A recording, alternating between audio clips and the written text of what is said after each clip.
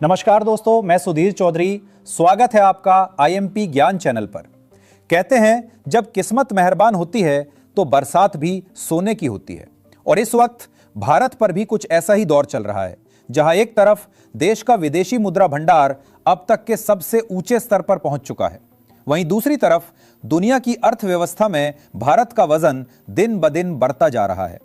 इतना ही नहीं, ब्रिक्स के देशों ने मिलकर डॉलर पर निर्भरता घटाने की दिशा में बड़ा कदम उठा लिया है और अब 95% व्यापार अपनी ही करेंसी में कर रहे हैं, जिससे अमेरिका की नींद उड़ी हुई है।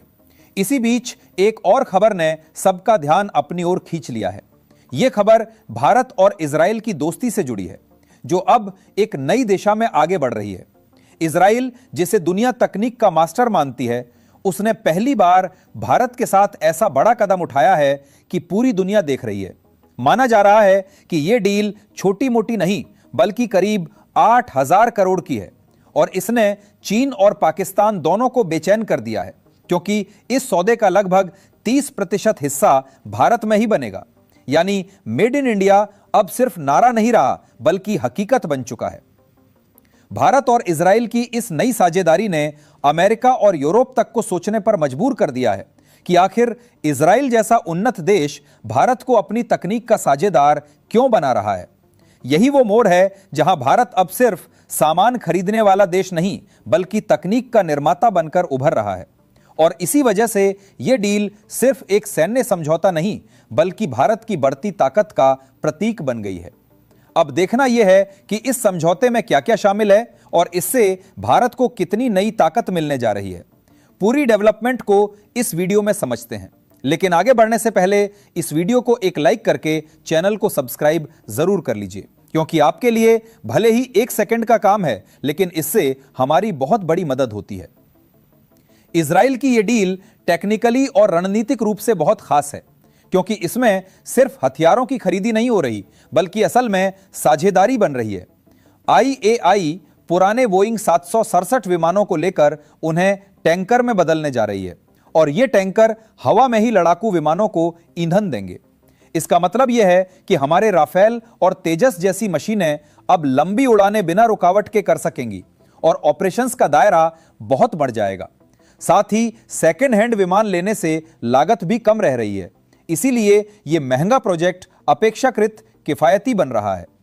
इसी प्रक्रिया में इजरायली तकनीक और भारतीय निर्माण दोनों का मिश्रण होगा, जिससे भारत को सीखने और निर्माण करने का मौका मिलेगा।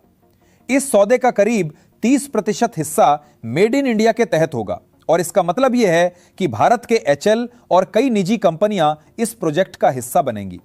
भारत में पार्टूनस असेंबली और कुछ स्पेयर पार्ट्स का निर्माण होगा और इजरायली इंजीनियर स्थानीय टीमों के साथ मिलकर काम करेंगे।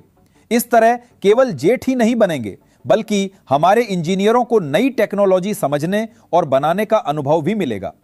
यह कदम भारत की डिफेंस इंडस्ट्री को मजबूत करेगा और भविष्य में इसी तरह के हाईटेक प्रोजेक्ट्स में हमारी भागीदारी और बढ़ेगी। साथ ही यह घरेलू मैन्युफैक्चरिंग को बढ़ावा देगा और रोजगार भी बढ़ाएगा। रणनीतिक नजरिए से देखें तो मिड एयर रिफ्यूलिंग की क्षमता किसी भी वायुसेना को लंबी दूरी तय करने और लचीलेपन के साथ ऑपरेशन चलाने की शक्ति देती है। अब तक भारत के पास पुराने L-78 टैंकर थे, जिनकी मेंटेनेंस लागत ज्यादा और रिलायबिलिटी कम थी, इसीलिए ये विकल्प सीमित थे।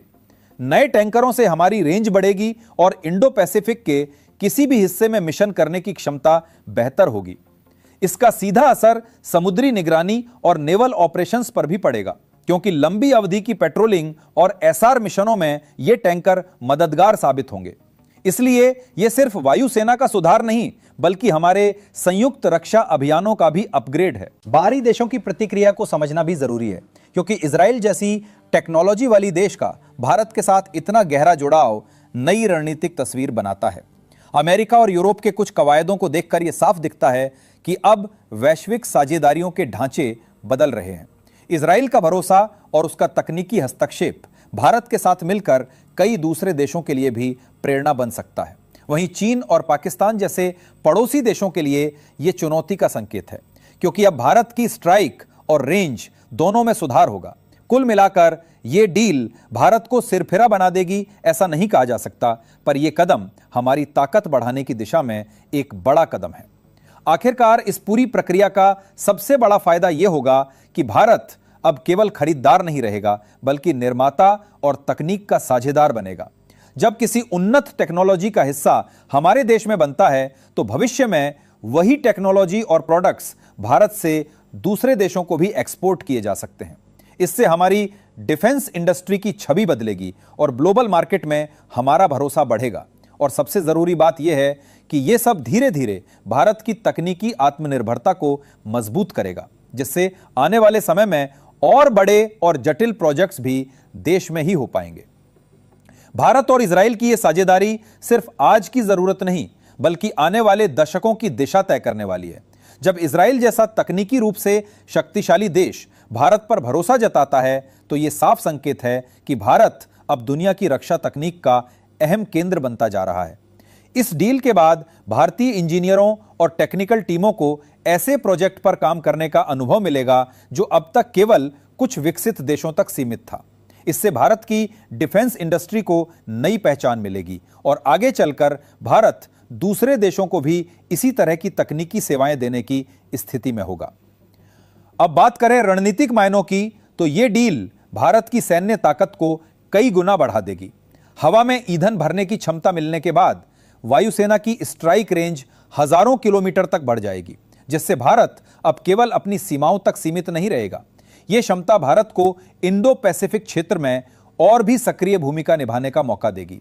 समुद्र के ऊपर निगरानी से लेकर लंबी दूरी की हवाई मिशन तक हर स्तर पर भारत की पहुंच और जवाबी क्षमता में सुधार होगा। यही कारण है कि चीन और पाकिस्तान दोनों इस डील से बेचैन हैं, क्योंकि अब भारत की ताकत सिर्फ संख्या में नहीं, बल्कि तकनीक में भी उनसे कहीं आगे जा रही है। सरकार के स्तर पर भी यह डील आत्मनिर्भर भारत की सोच को मजबूत करती है। हाल के वर्षों में भारत ने लगभग 69,000 करोड़ के डिफेंस प्रोजेक्ट्स को मंजूरी दी है, जिनमें से अधिकांश में स्थानीय उत्पादन को प्राथमिकता दी जा रही है। इस नीति का नतीजा यह है कि अब विदेशी कंपनियां भी भारत में प्रोडक्शन पार्टनरशिप की तलाश कर रही हैं, यानी धीरे धीरे भारत वैश्विक रक्षा उत्पादन का हब बनता जा रहा है। यह बदलाव न सिर्फ तकनीकी दृष्टि से अहम है, बल्कि अब भारत की आर्थिक और राजनीतिक स्थिति को भी मजबूत बनाता है। नई पीढ़ी के इन टैंकर विमानों के आने से भारतीय वायुसेना की ताकत, रेंज और मिशन क्षमता तीनों में भारी सुधार होगा। हर विमान में मेड इन इंडिया की छाप होगी, जो यह साबित करेगा कि भारत अब केवल ग्राहक नहीं, बल्कि निर्माता भी है। यही आत्मनिर्भरता भारत को उन देशों की कतार में खड़ा कर रही है जो अपनी रक्षा जरूरतें खुद पूरी करते हैं। यह डील आने वाले समय में और भी कई देशों को भारत के साथ जोड़ने के लिए प्रेरित करेगी।